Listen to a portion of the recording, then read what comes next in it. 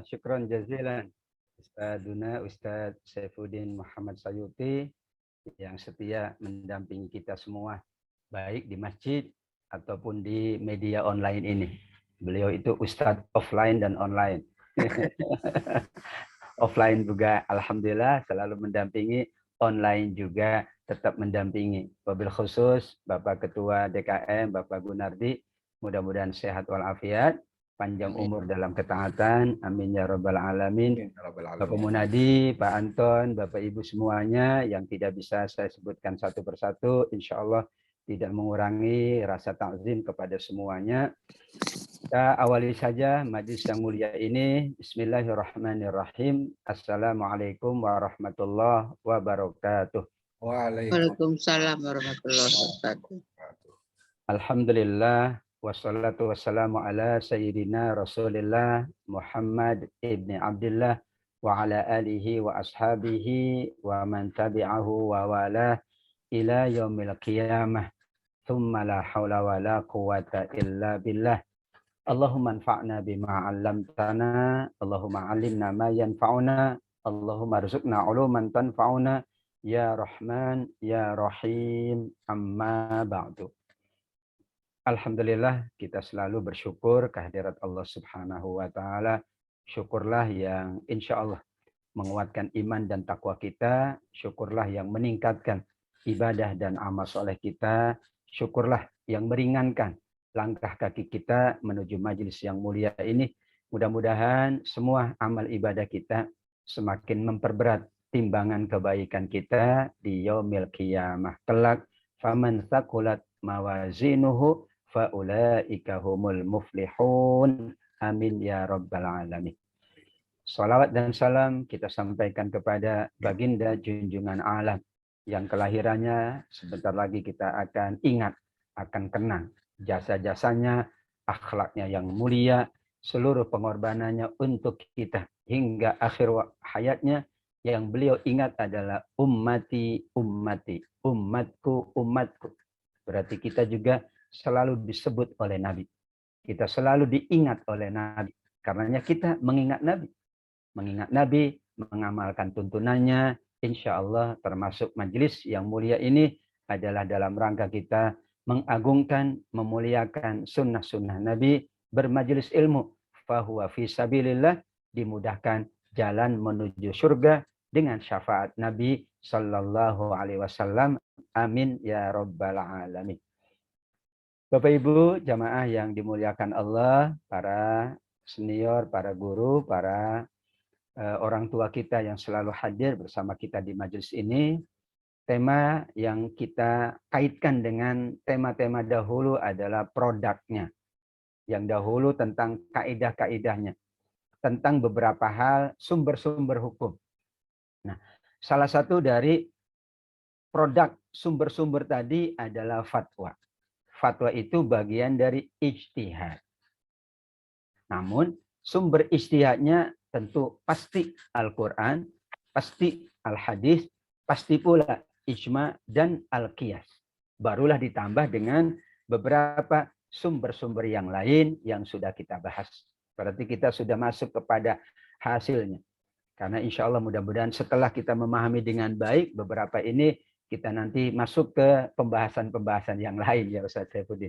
Ini pembahasan yang lumayan berat sebetulnya, tapi insya Allah karena ini terjadi dan fatwa ini banyak, bahkan ada kompilasi fatwa, ada fatwa MUI, bahkan ada fatwa dari Syekhul Azhar, ada fatwanya juga yang dikompilasi, yang dikumpulkan, yang dibukukan. Ada fatwa-fatwa tahun dahulu pun ada disimpan. Kalau kita baca fatwa dulu dengan fatwa sekarang pasti ada perubahan. Karena ijtihad. Oh dahulu begini kok sekarang berbeda. Namanya fatwa. Kalau Al-Quran tidak berbeda. Kalau hadis tidak akan pernah berbeda. Tapi fatwa itu adalah produk ijtihad. Manusia, para ulama berijtihad, lahirlah ijtihadnya yang bernama fatwa. Kalau ijtihad yang bernama yang bersifat umum, itulah yang kita baca dalam ya mazhab-mazhab. Mazhab Imam Malik, Imam Syafi'i, Imam Ahmad, Imam Abu Hanifah, itu mazhab. Tapi kalau berada di wilayah khusus namanya fatwa.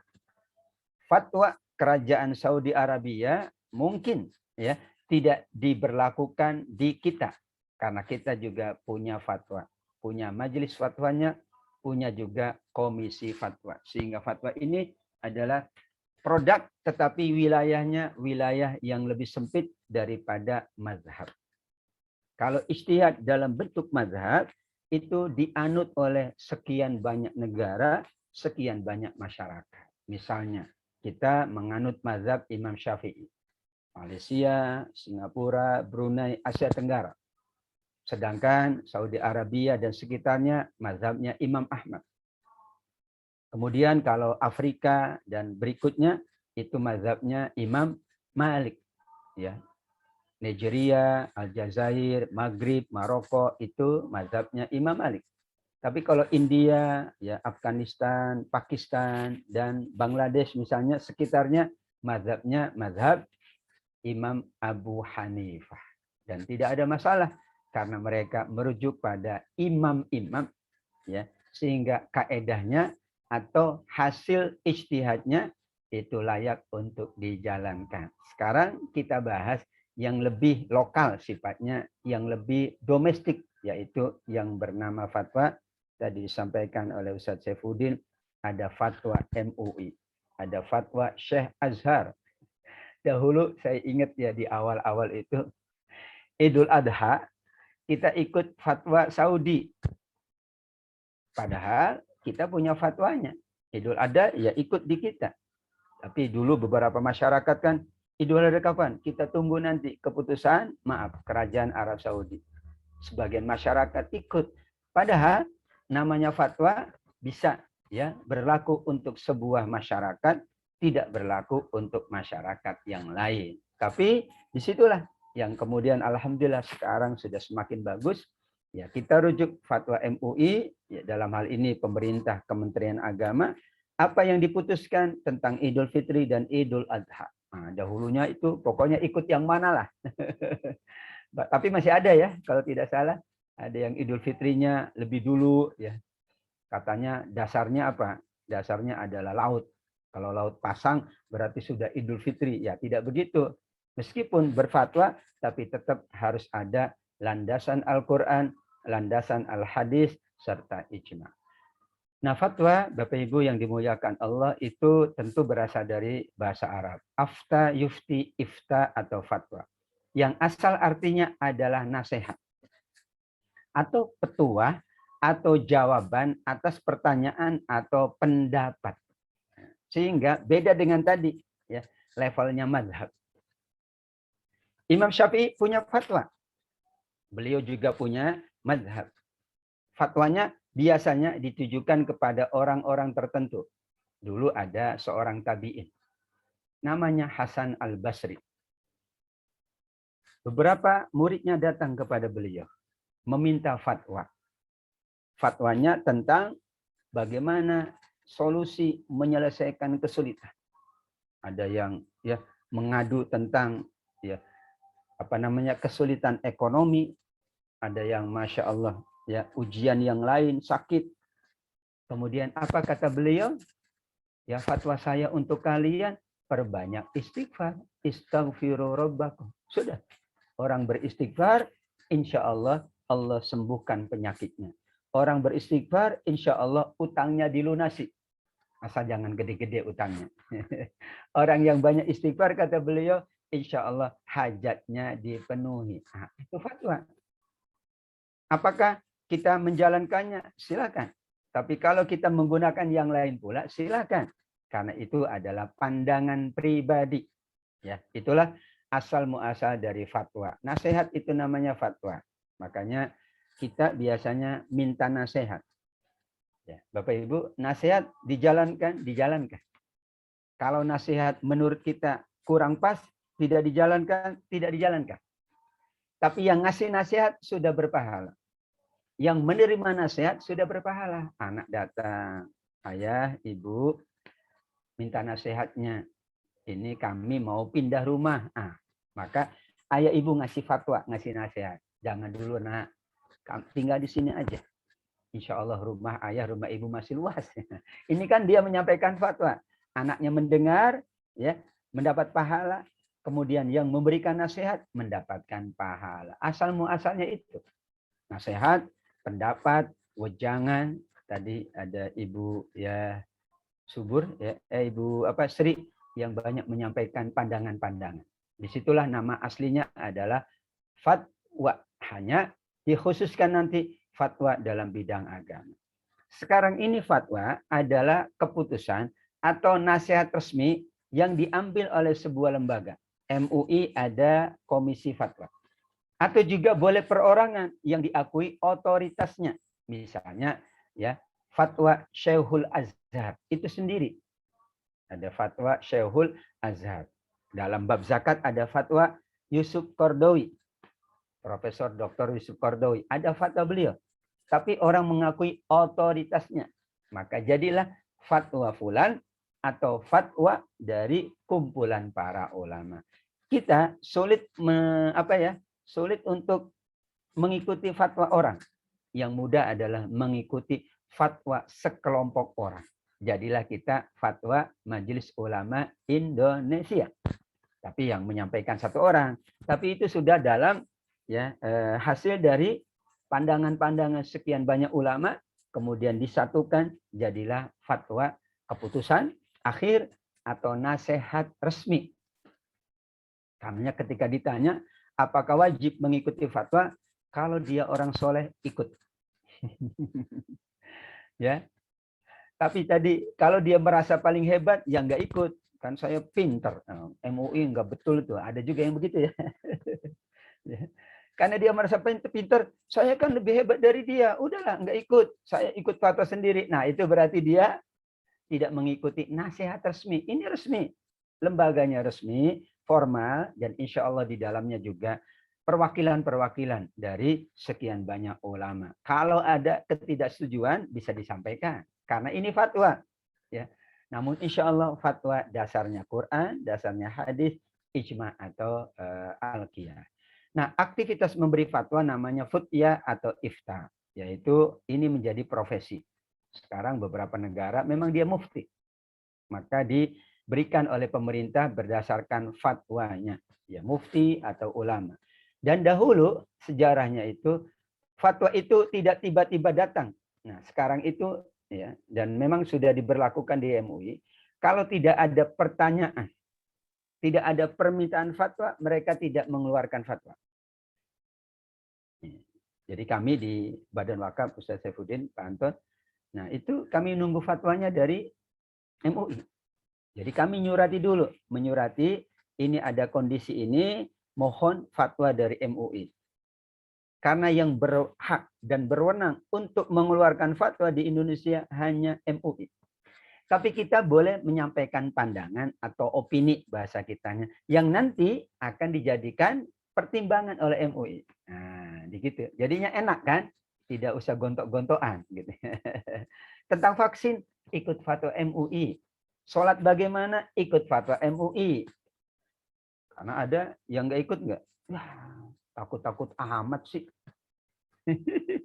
Kan nggak begitu. Kalau kita orang soleh ya kita ikut. Kalau ada dalam tanda kutip, maaf, kekeliruan, ya kita kan hanya ngikut saja. Ya, dan kita ngikut, kan ada dalilnya yang disampaikan. Oh ini, ya udah, ini sesuai. Dan insya Allah. Karenanya hukum berfatwa itu fardu kifayah. Ya, bukan fardu ain.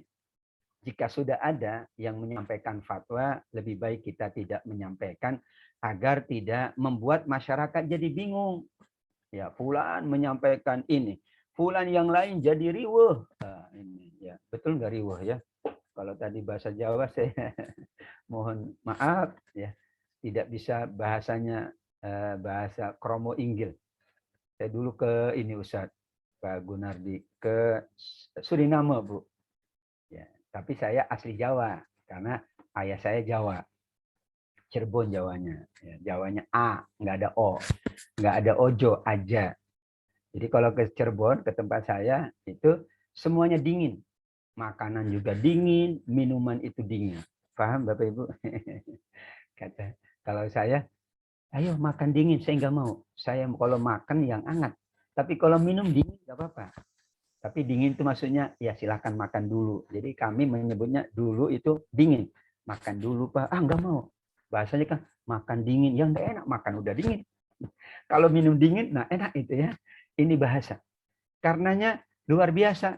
Ya, dahulu fatwa itu demikian. Kalau sudah ada sudah kita ikuti dan kita tugasnya itu bukan menyampaikan fatwa, tapi memahami kenapa fatwa itu muncul, apa dasar-dasar hukumnya.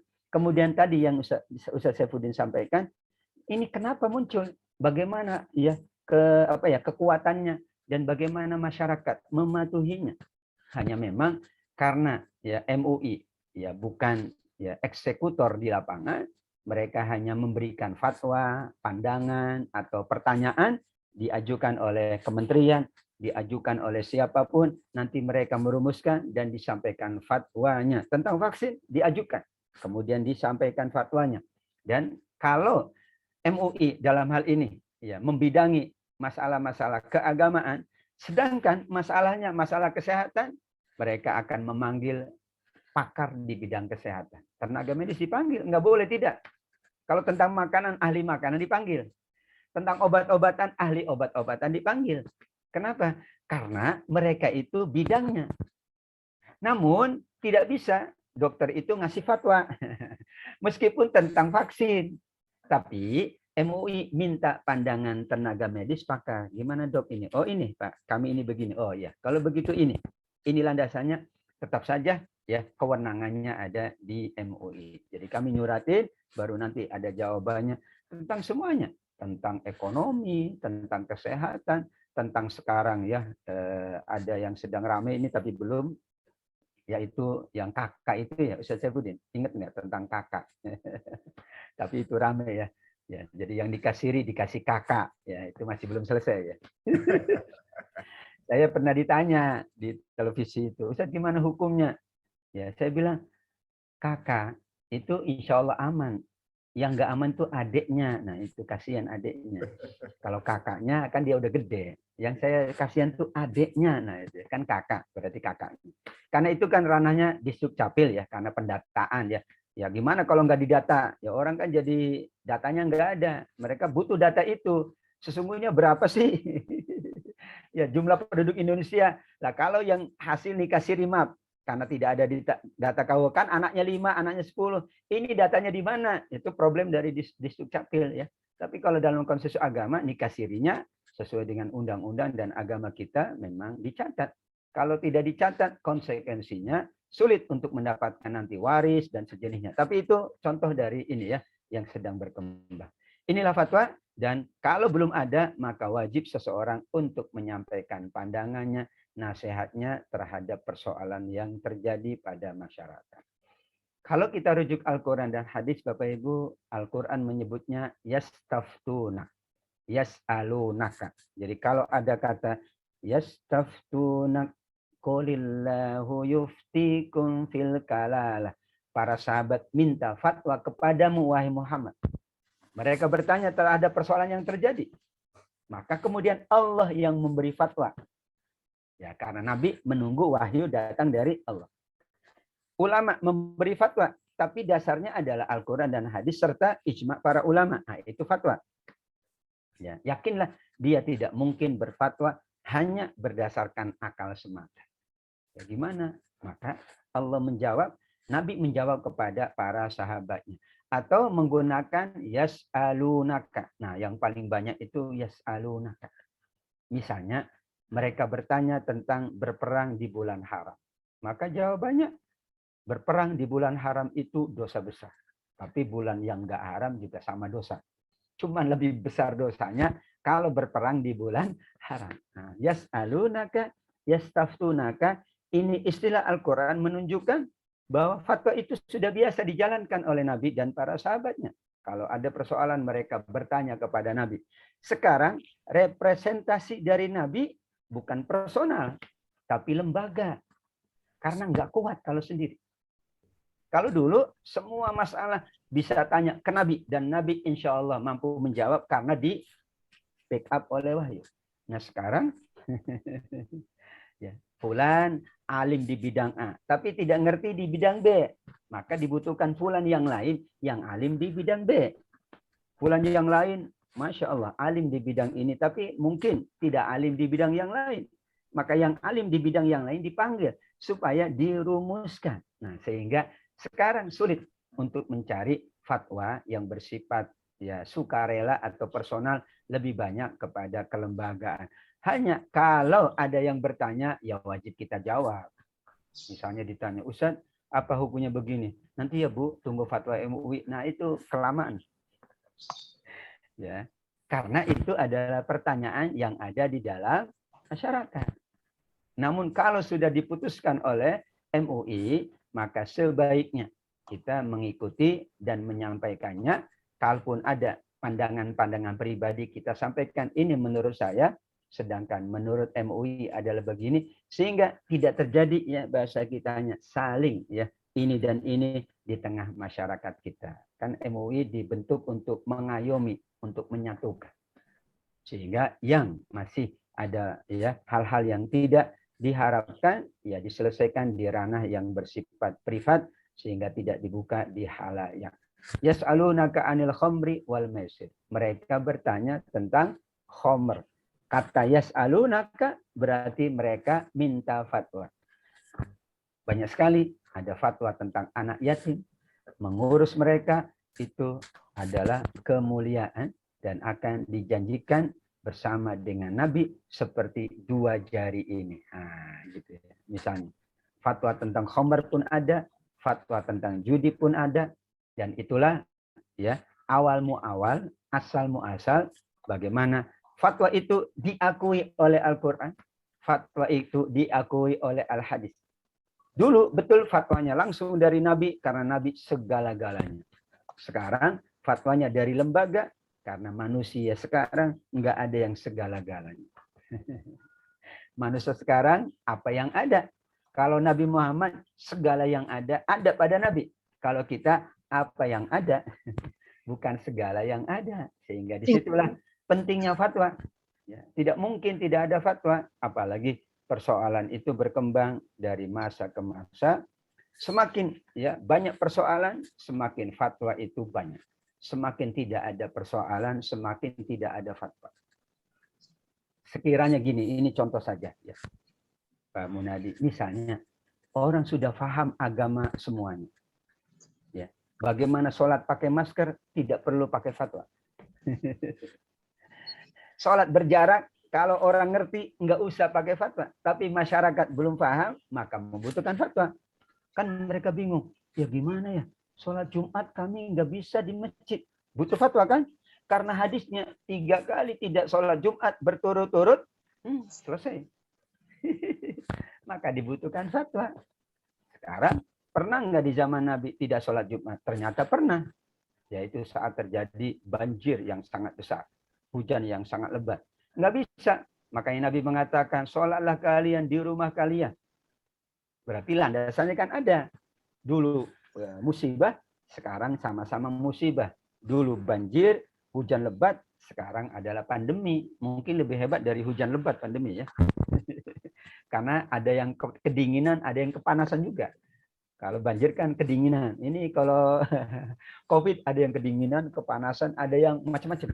Nah, disitulah namanya kita membutuhkan fatwa sehingga insya Allah apa yang terjadi di masyarakat itu ada jawabannya. Ya, ini di dalam hadis tadi dalam Al-Quran bahwa fatwa itu sesuai dengan tuntunan Allah dan ini tuntunan Rasul. Wahai Wabisoh, ada sahabat namanya Wabisoh. Mintalah fatwa pada hatimu. Mintalah fatwa pada hatimu. Salah samarot. Karena kebaikan itu yang membuat tenang jiwa dan hatimu. Dosa yang membuat bimbang hatimu dan goncang dadamu. Walaupun engkau meminta fatwa pada orang-orang dan mereka memberimu fatwa, tidak berguna fatwa itu kalau hatimu tidak tenang. Jiwamu tidak bersih. Nah, sehingga ya fatwa kan pandangan ya tadi, nasihat atau jawaban. Nah, kalau hatinya tidak menerima, ya tidak bisa dia atau sulit untuk menerima. Maka kata Nabi, sesungguhnya fatwa yang sesungguhnya adalah ada pada hati kita. Ya, ini saya ngaji apa enggak? Nanya hati. Oh iya. kan saya tidak sibuk ngaji. Gitu. Misalnya nih contoh, saya sholat apa enggak? Oh, saya sedang sakit. Saya tidak ke masjid dulu karena saya sedang sakit. Nah, itu fatwa ke hatinya. Dia tahu, oh kalau saya sholat nanti mengganggu orang, kasihan orang lain. Misalnya ya, ini kan saya ngasih orang berapa ya? Ya tanya hati. Oh, orang butuhnya sekian nih, saya kasih sekian. Cukup enggak ya saya kasih sekian? Karena fatwa berapanya kan enggak disebutkan. Tapi berinfak bersodako bagus. Nah, berapa kita berinfak? Tanya. Oh, kalau ini insya Allah cukup. Kalau ini tidak cukup deh. Itu berarti kita sedang meminta kepada hati kita. Istafti nafsaka. Minta fatwa kepada hatimu, kata ya pensyarah dari hadis Imam Ahmad. Hati yang tenang dan hati yang dikaruni cahaya bisa membedakan yang hak dan batil, yang benar dan dusta. Oleh karena itu, Nabi berbicara kepada wabiswa yang memiliki sifat. Berarti ya betul-betul Nabi sudah mengingatkan fatwa itu penting. Fatwa itu yakin dibutuhkan oleh kita semua. Seandainya kita semua sudah alim, barulah mungkin nggak butuh fatwa. Ya, bulan Ramadan nggak butuh fatwa. Kalau semua orang sudah ngerti syarat atau rukun atau yang membatalkan puasa, nggak ngerti semua, tidak butuh fatwa. Tapi baca fatwa lagi. Tapi mungkin ada persoalan baru. Oh, dulu nggak ada ini. Sekarang muncul persoalan ini. Ada masalah. Nah, kita bertanya supaya ada jawaban. Sehingga insya Allah, ya Bapak Ibu, menerima fatwa itu dalam rangka kesempurnaan ibadah kita. Bisa jadi mungkin di literatur kitab-kitab dulu nggak ada. Di kitab-kitab lama tidak ada. Di kitab kuningnya belum ada. Maka kita cari di kitab putih. Kitab putih boleh? Boleh. Kan kitab. Yang nggak boleh itu ya kitab yang nggak jelas. Apalagi kitab hitam. Nggak boleh. Ya. Kitab kuning zaman dulu. Sekarang kitab putih. Boleh? Boleh. Supaya lengkap nanti. Sehingga disitulah fatwa itu juga disampaikan oleh Allah. Disampaikan oleh Nabi Allah. Ini ada satu kejadian. Dari Jabir bin Abdullah, kami pernah bepergian. Salah seorang kami kena batu sehingga kepalanya terluka. Ia mimpi basah, ya, mimpi janabah. Kemudian tanya kepada sahabatnya, apakah ada keringanan untuk bertayamum? Sahabatnya malah mengatakan, tidak ada keringanan. Kami tidak temukan di Quran dan hadis bahwa ya kamu mendapatkan keringanan untuk tidak menggunakan air. Akhirnya apa? Dia mandi. Pada di sini ada luka.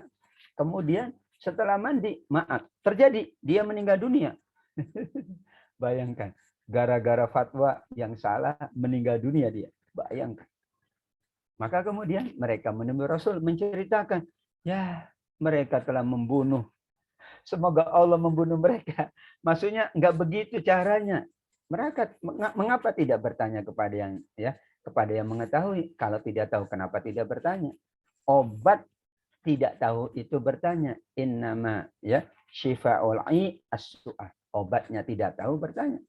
Padahal cukup kalau dia nanya dan bertanya kepada orang yang tahu, cukup dia tayamum. Nutup lukanya dengan kain sehingga dia cukup mengusapnya dan tidak seperti yang terjadi ini. Nah, bayangkan ada orang yang sakit disuruh mandi wajib.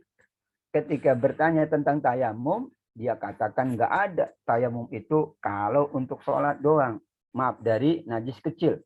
Dari hadas kecil. Kalau ini janabah hadas besar, ya harus mandi. Bahkan ada riwayat lain, luar biasa Bapak Ibu ya. Itu sampai dia gulung-gulung di padang pasir. Kan dia ya harus mandi wajib. Setelah kasus ini.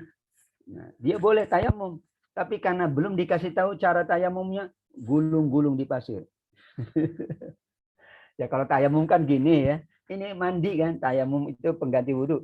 Ini tayamum pengganti mandi. Belum dikasih tahu. Akhirnya dia gulung-gulung di pasir.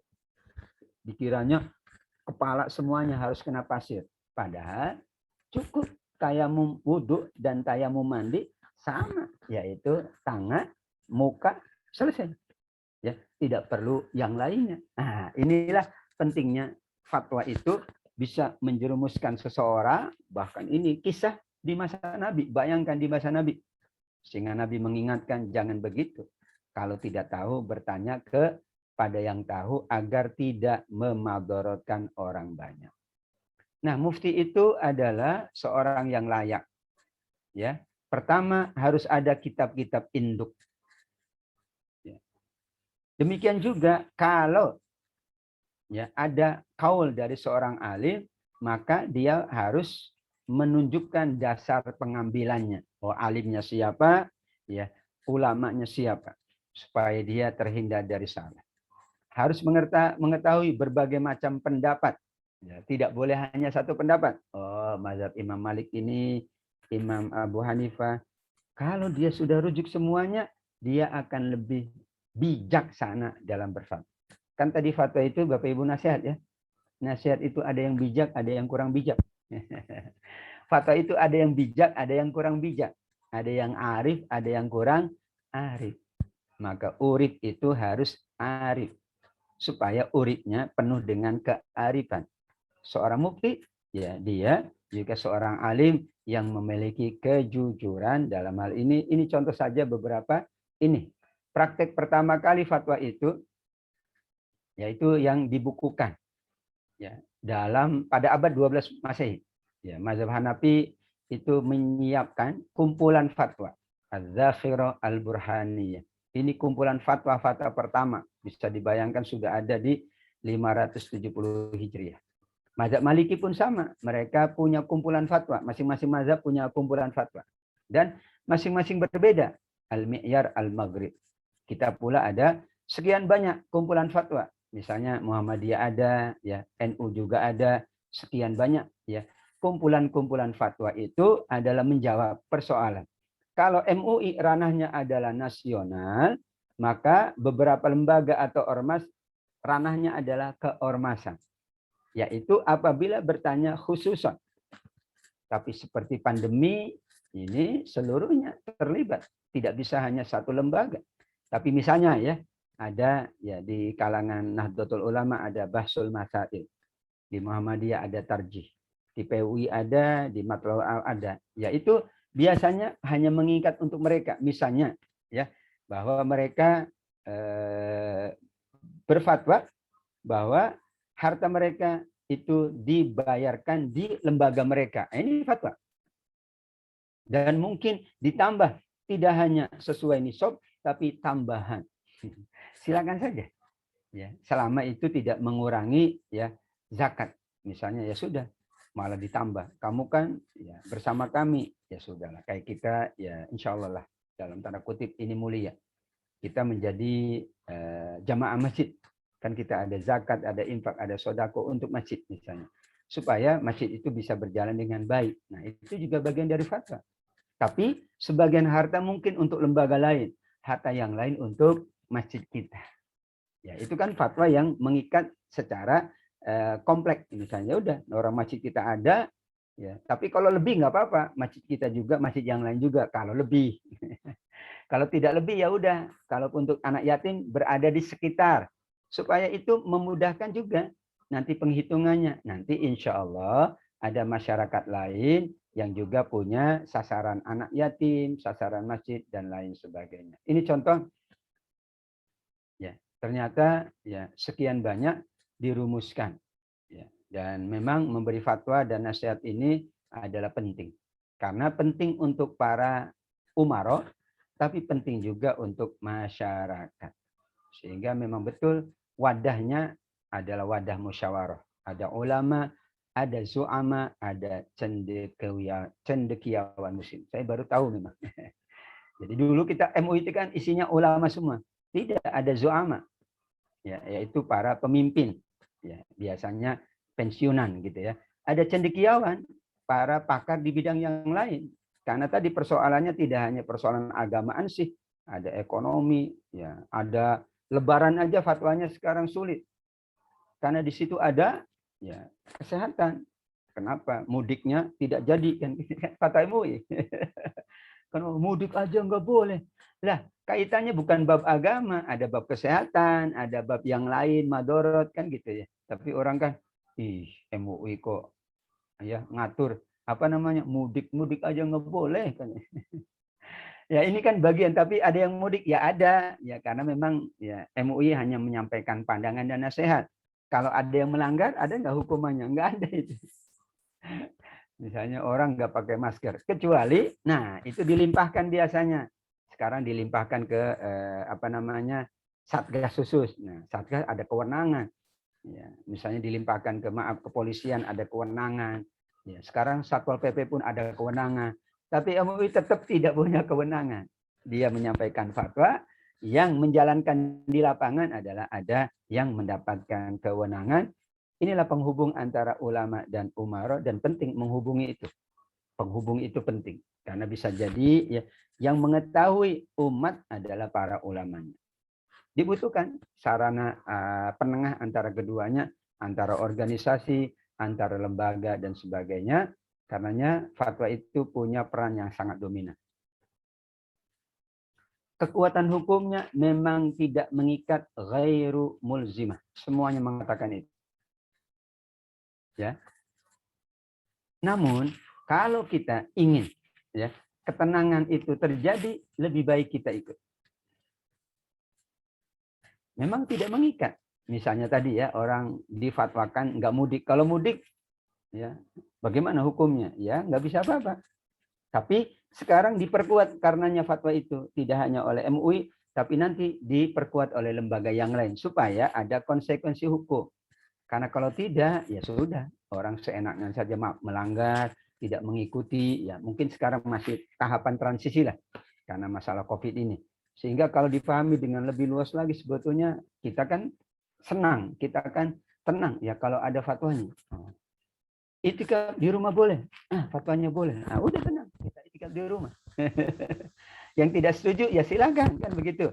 Ya, tapi konsekuensinya memang tidak ada. Hanya ini untuk membantu masyarakat agar kemudian saat menjalankan ibadah dengan kondisi-kondisi tertentu darurat, ia dapat menjalankan dengan sebaik-baiknya, tidak ada keraguan, tidak ada kekhawatiran. Coba nggak ada fatwa Bapak Ibu, kita khawatir.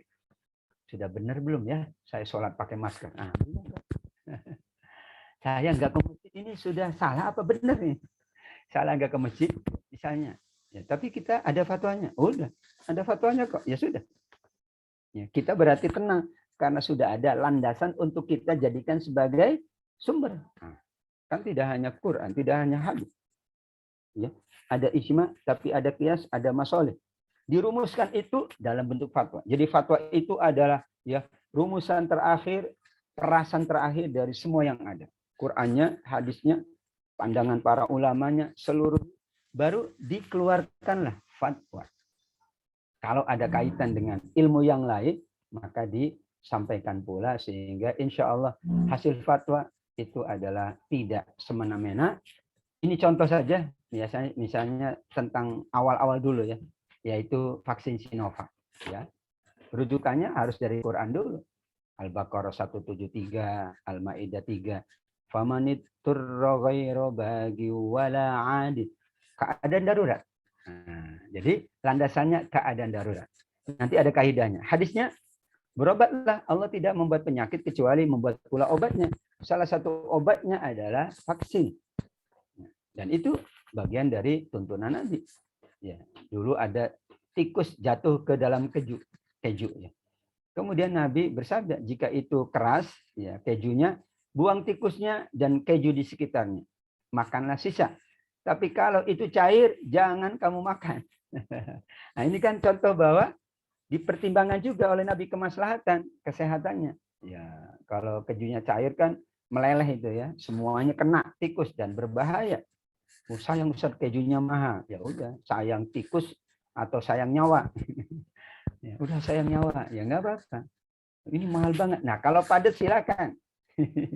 Ya, tikus dibuang dan yang sekitarnya dibuang, yang dikit itu boleh kira-kira. Nah, kan berarti kita paham, oh iya. Tidak serta-merta vaksin ini dikatakan halal aman, tapi landasan Quran. Tapi tidak cukup sampai di situ. Nah, barulah tadi ya kaidah-kaidah fikihnya diambil. Kemudaratan harus dihilangkan, enggak boleh. Ini orang kalau tidak divaksin ada masalah. Nah, misalnya ini contoh saja. Atau perintah terhadap suatu adalah perintah untuk melaksanakan sarananya. Sehat, ada sarananya berobat. maka berobat menjadi wajib. Ya. Kemudian terus ya mencegah lebih utama daripada menghilangkan, menanggung kemadaratan yang tertentu itu demi mencegah kemadaratan yang merata. Mungkin ada orang-orang yang kesulitan, tapi ada kesulitan yang bersifat masif, yang bersifat luas. Maka kesulitan sedikit ya nggak apa-apa daripada kesulitan banyak orang. Nah ini juga menjadi kaidah-kaidah acuan dan semuanya mengarah ke sini. Yakinlah semua yang terjadi sekarang, fatwa tadi, Qur'annya ya Al-Maidah tadi, Al-An'am, karena memang itu landasan. Ya, landasan utama, kaidahnya kalau darurat kaidahnya begini. Hadis-hadis Nabi pun begini, barulah kaidah-kaidah yang dirumuskan oleh para ulama. Nah, kitab kuningnya dibaca. Ada pandangan tidak boleh berobat dengan barang najis. Seterusnya pula, ya, dari Imam Ibnu Hajar misalnya, ya kalau dalam kondisi normal tidak boleh. Berarti kalau dalam kondisi darurat boleh. Terus pula Imam Tobari misalnya, air sedikit dapat menjadi najis jika tercemplung sesuatu yang najis, walaupun tidak berubah warna, rasa, dan baunya. Kalau air banyak, tidak menjadi najis. Ya. Apalagi najisnya cuma sedikit. Dan sekian banyak pandangannya, berobat karena sakit dan menjaga diri adalah wajib. Terus dikompilasi, dikumpulkan. Terus barulah muncul fatwa ini. Nah, dan fatwanya berdasarkan fatwa yang lalu. Dulu pernah ada fatwa tentang imunisasi. Ada plasma darah untuk obat. Dan seterusnya. Maka ya disinilah ya dipanggillah kemudian sekian banyak pakar di bidangnya, termasuk yang memproduksi vaksin, agar kemudian masyarakat menjadi tenang. Dan ini saya maaf nggak ngerti nih yang bahasa bawahnya ini. Ya, ada platform virus yang dimatikan, gitu. Kemudian ada ferrocell, ini nggak paham. Tapi ini ada di Fatwa MUI supaya jelas bahwa urutannya begitu. Nggak mungkin tiba-tiba. Ya, tapi sekian banyak dipertimbangkan, dan ada beberapa skala-skala yang dihitung, kemasannya bagaimana. Tentu yang lebih ngerti adalah yang dipakarnya.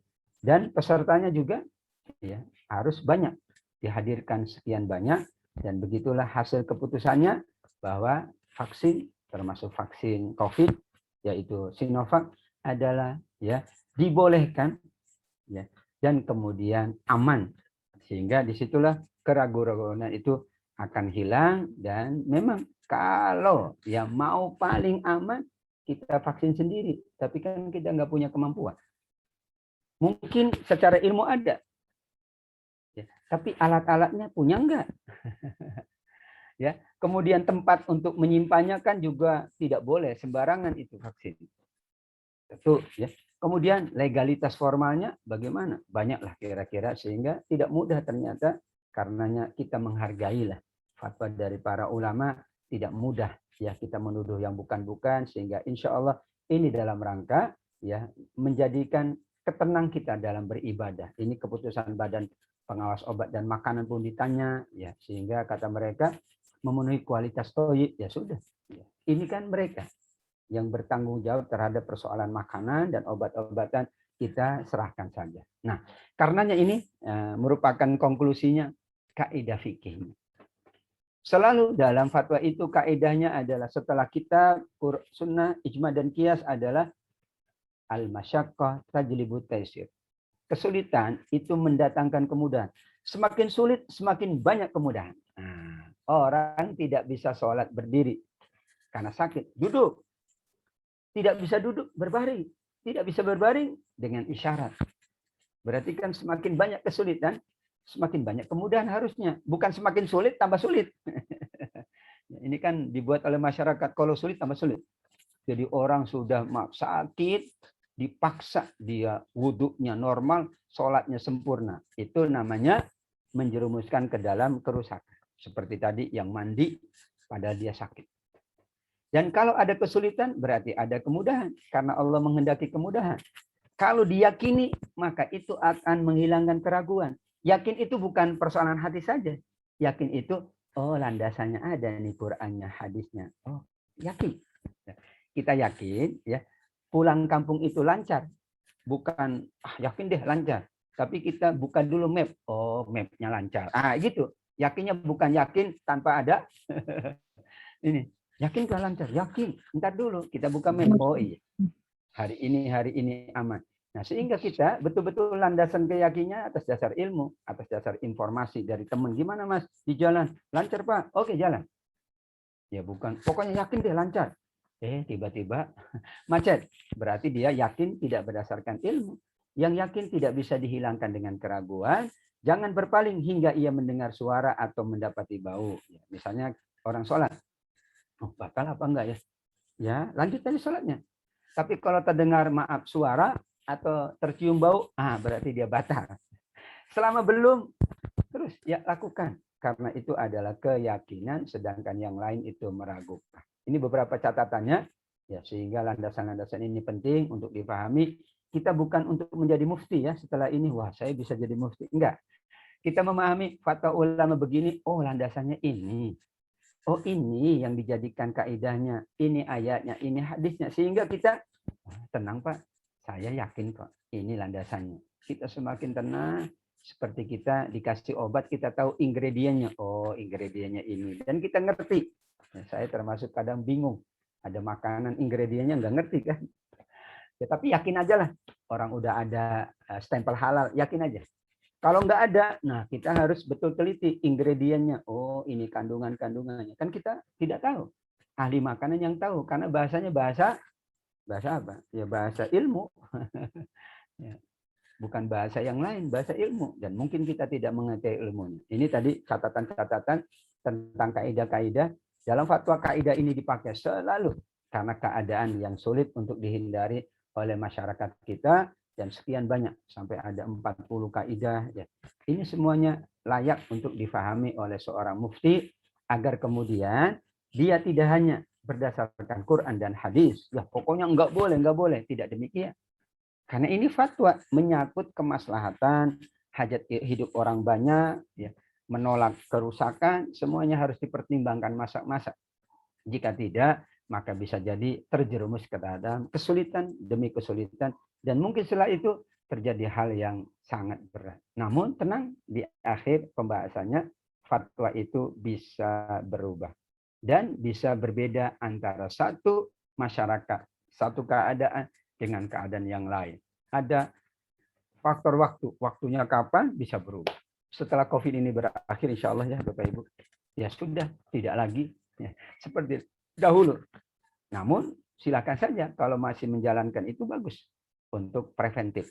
Tempat juga demikian dipertimbangkan, tempat dingin dengan tempat panas. Ya, tempat yang sulit dengan tempat yang mudah, keadaannya, niatnya, kebiasaannya. Ini yang paling penting kata Syekh Ibnul Qayyim tentang i'lamul muwaqqi'in. Barang temuan, itu kan satu daerah dengan daerah yang lain berbeda. Dulu, ya, saya ingat ya Ustaz Saifuddin, kalau kita ada barang temuan kita umumin setahun. Nah, sekarang nggak cukup setahun, kelamaan. Sehari aja kelar. Orang media sosial. Kan medsos sudah, dulu setahun itu karena kan keliling dia. Orangnya juga ya sulit memberitahu. Sekarang kalau sudah diumumi di medsos, apalagi viral, tahu semua. Nunggu setahun, barangnya juga udah nggak ada harganya. Tahun depan sudah nggak berharga. Kan kasihan barangnya. Kita juga nunggu, aduh ini misalnya jam nih, jam mahal ya. Jamnya 3 juta misalnya. Kita nunggu setahun, harganya nggak 3 juta lagi. Mungkin tinggal 10.000. Iya, ya sudah. Kita umumkan dengan medsos, kalau sekarang ada, ya sudah selesai. Sehingga insya Allah memudahkan pula. Misalnya tadi, ya tentang korma, tentang ini kan beda. Kalau di sana korma, di kita padi, beras, dan sebagainya. Supaya ini kita memahami dengan konteks yang ada. Bukan menafikan, tapi memang berbeda antara satu masyarakat, satu kondisi dengan kondisi yang ada. Dan fatwa ini kan merupakan hasil dari ijtihad, nasihat untuk masyarakat tertentu, dan inilah beberapa pandangan tentang zakat demikian. Ya, ada uruf, ada pengetahuan, bahkan ada situasi, kondisi sosial, bencana dan sebagainya dipertimbangkan. Syekh Ali Jum'ah pun demikian dalam ilmu ushul fiqih wa alaqatuhu bil falsafah islamiyah. Ya, fatwa itu elemen terpenting. Semuanya butuh fatwa karena hajat hidup masyarakat yang sangat banyak. Tidak cukup dengan mazhab-mazhab yang ada karena perkembangan yang terjadi di masyarakat. Karenanya fatwa dibangun berdasarkan realitas juga dan yang ditekankan kemaslahat. Ya, memahami kasus yang sedang ia tangani. Ya, bukan hanya teori, bukan hanya andai mengandai.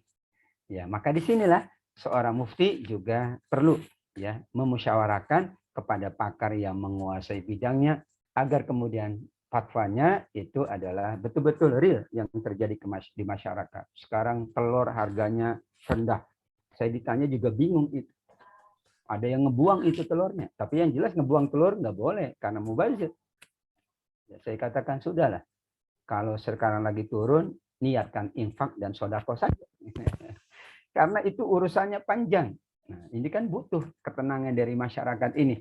Dan salah satu pintu ketenangannya adalah fatwa dari ulama solehin, dari ulama-ulama kita, sehingga insya Allah masyarakat tenang di dalam menjalankan ibadahnya, kehidupannya, dan semuanya insya Allah mendapatkan kebaikan-kebaikan.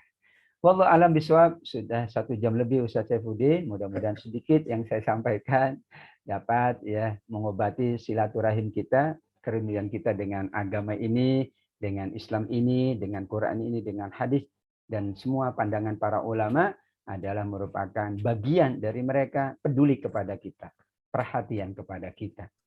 Tadi kalau seluruh umatnya sudah ngerti agama, nggak perlu fatwa. ya.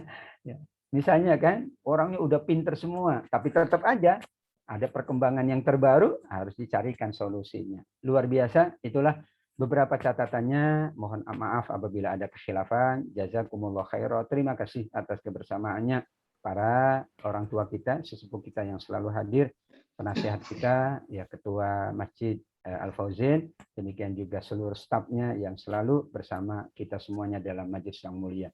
Hadanallahu wa iyyakum ajmain. Saya kembalikan kepada Ustaz Boleh nanya nggak Ustaz? Ya, assalamualaikum warahmatullahi wabarakatuh.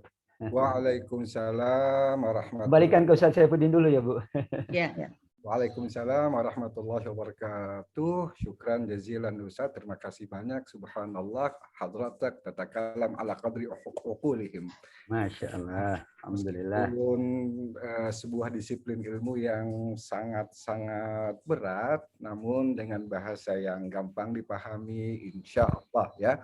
Apa yang beliau sampaikan dapat ya kita pahami bersama. Dan kalau saja kita seluruh masyarakat Indonesia, khususnya kaum muslimin, ketika mematuhi peraturan-peraturan perundangan yang dibuat pemerintah, termasuk fatwa yang dikeluarkan oleh pihak otoritas, maka insya Allah akan terjadilah kehidupan yang sangat harmonis di negara yang kita cintai ini.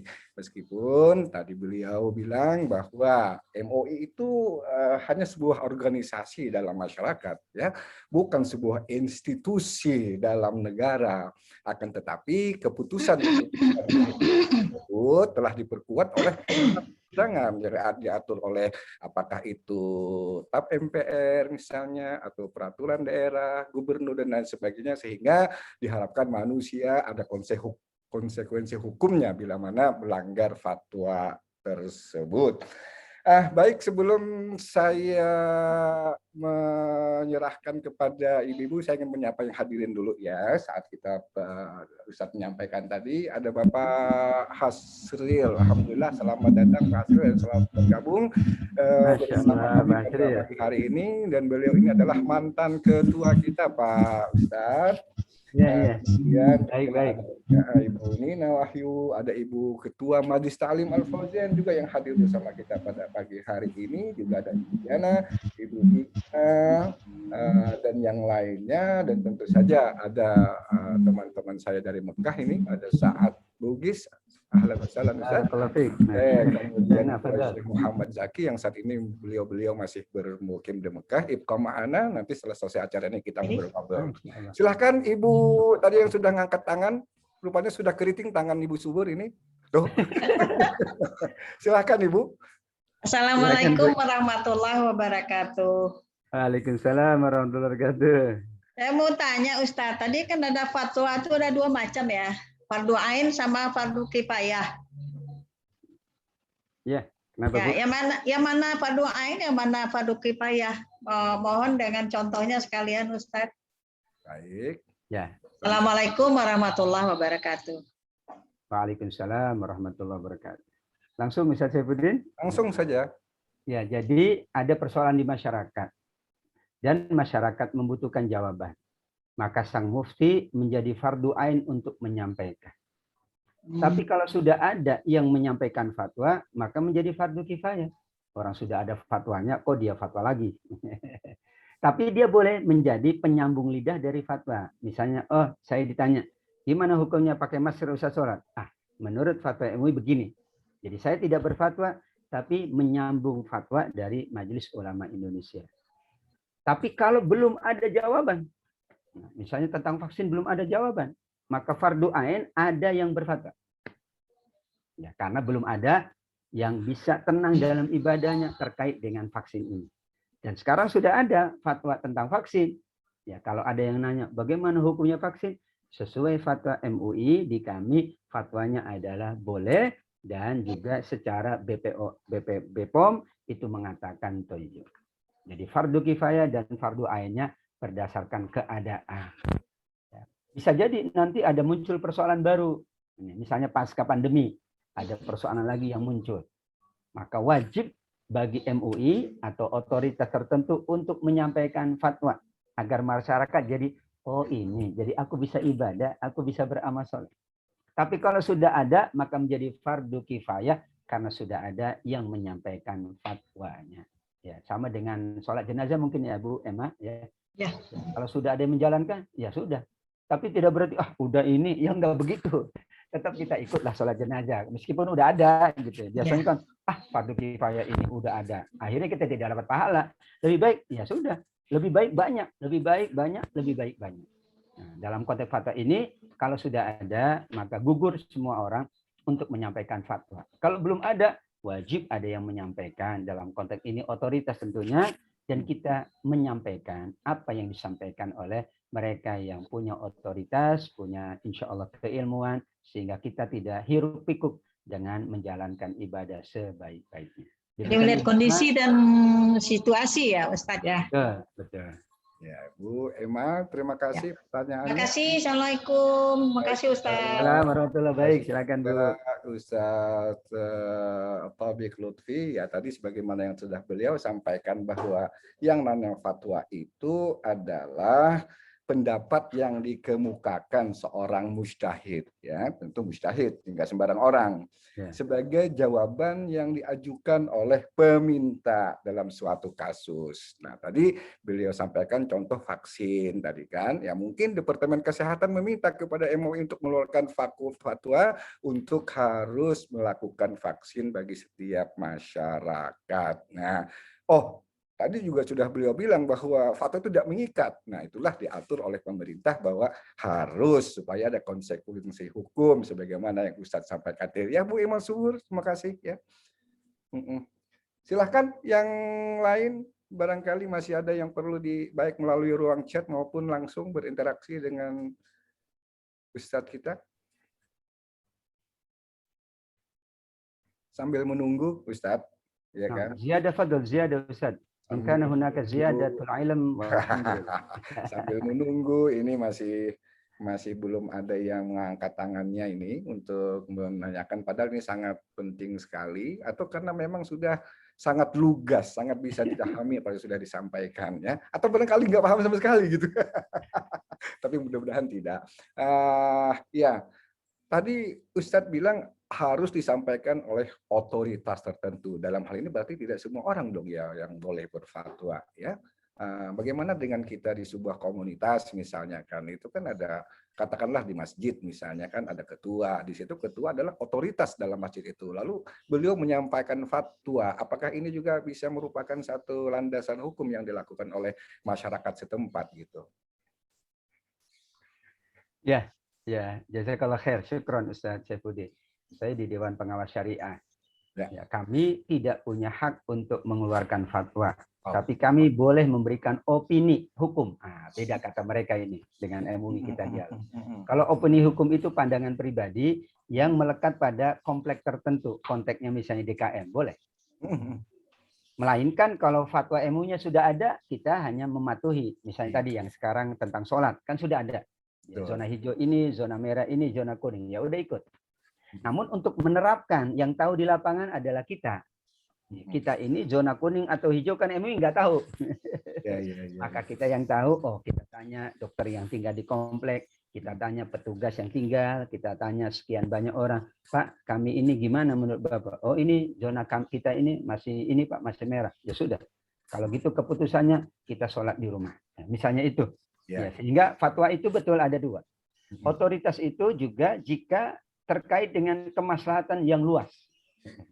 Ya, nggak usah urusan keluarga nanya MUI, kelamaan. Anak saya kuliah di mana? Nggak usah nanya, kelamaan ke MUI-nya.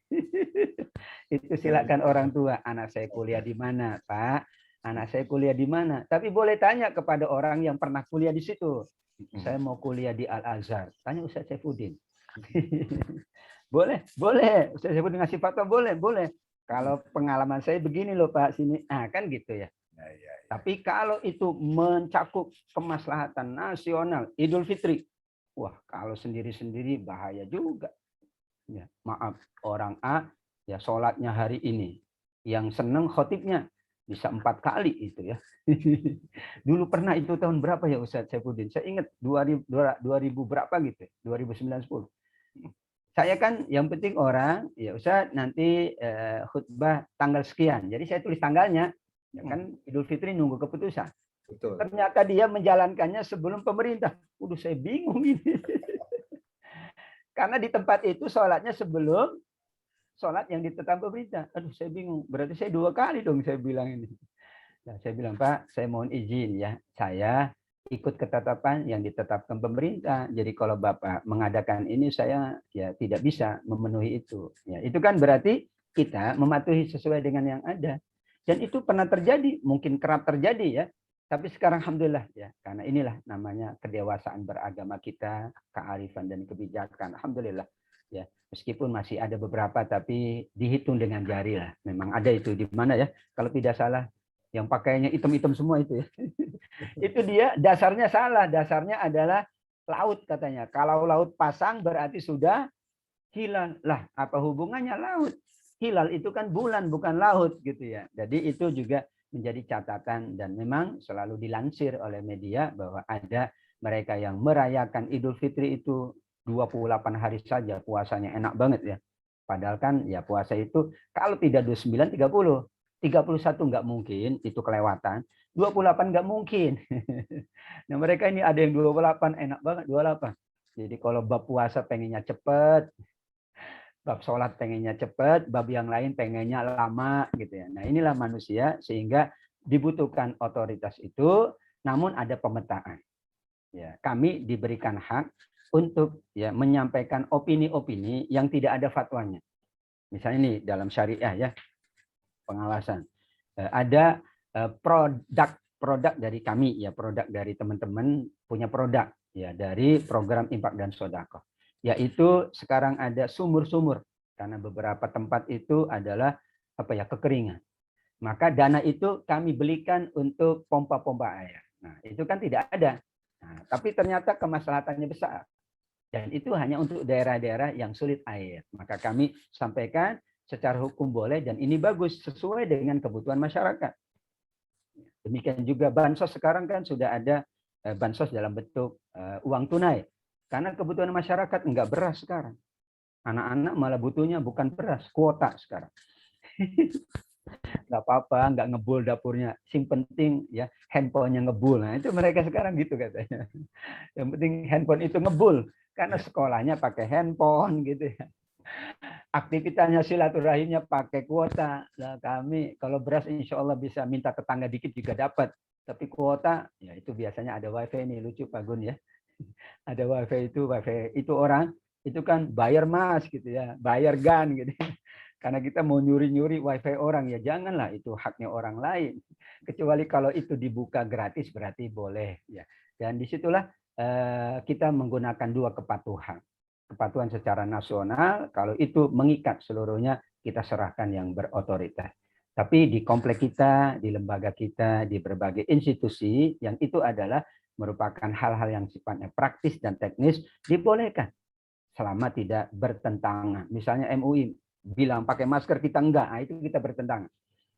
Bertentangan itu konsekuensinya betul, konsekuensi hukumnya ya diserahkan tidak berwenang. Tapi konsekuensi apa ya kalau bahasa kita tadi? Tanyalah hatimu. Ya Allah, orang beristihad itu berat tanggung jawab akhiratnya.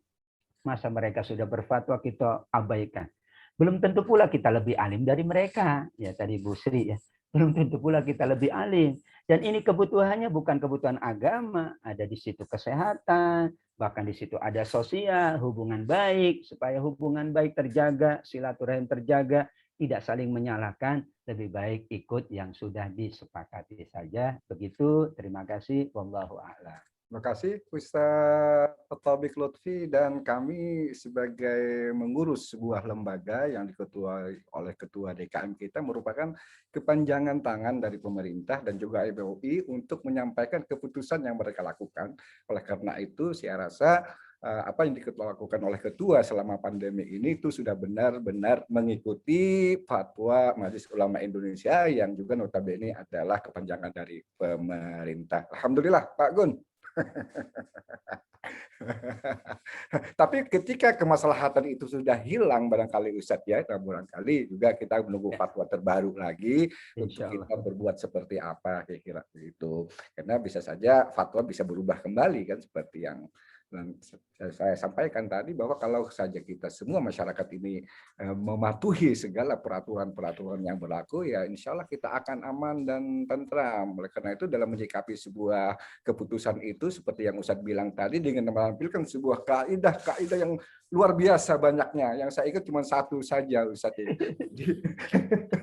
Keyakinan itu tidak hilang dengan keraguan. Jadi yakinlah dengan sebuah keputusan yang diambil oleh pemerintah maupun Majelis Ulama Indonesia. Kira-kira begitu? Ustaz, ini kan kemarin karena COVID ada fatwa. Nanti kembali normal apa harus menunggu fatwa lagi yang baru?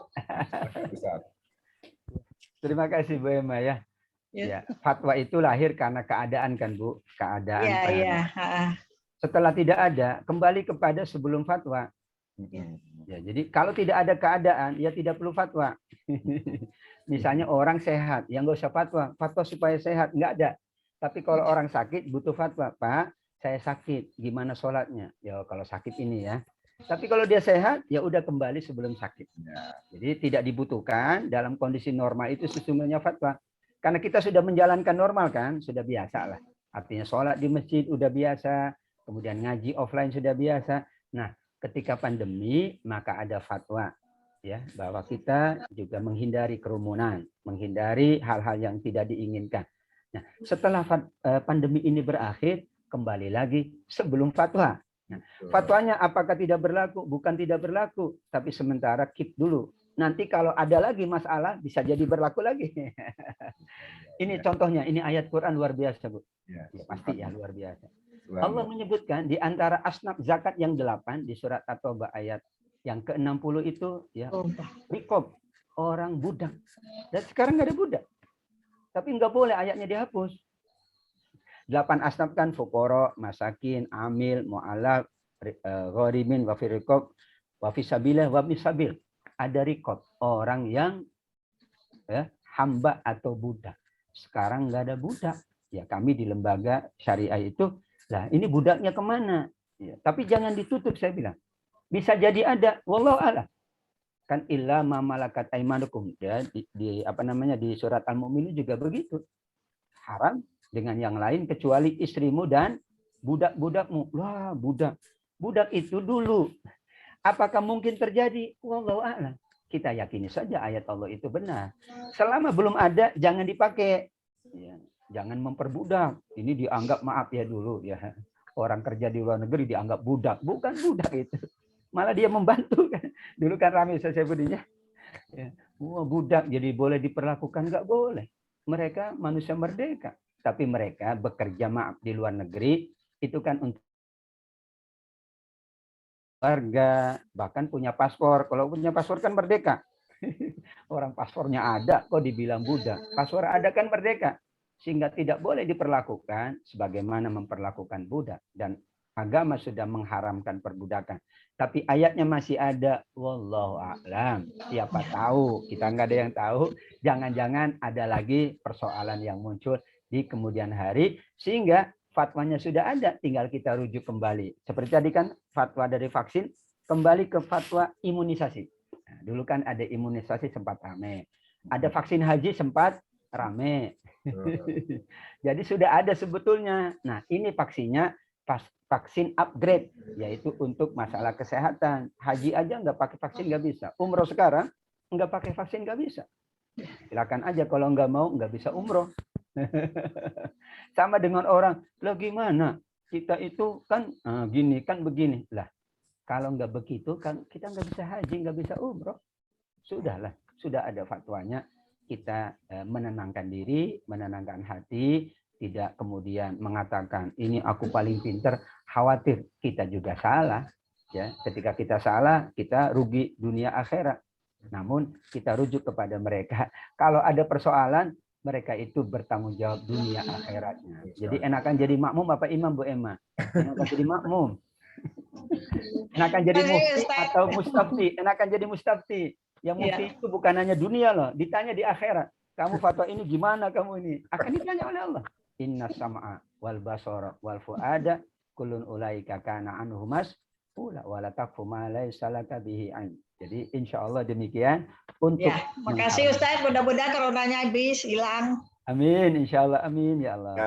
Ya Ustadz, fatwa dibuatkan untuk kebaikan umat ya, tapi ternyata diajak baik masih banyak yang ragu juga. Diajak baik tidak mau, kebutuhannya itu konsekuensi ya, bisa diterima sendiri. Akhirnya tidak bisa beraktivitas secara normal. Padahal itu dibuat untuk kemaslahatan bersama. Baik, silakan yang lain, barangkali masih ada waktu kita Ustadz sampai pukul 1 waktu Indonesia bagian barat.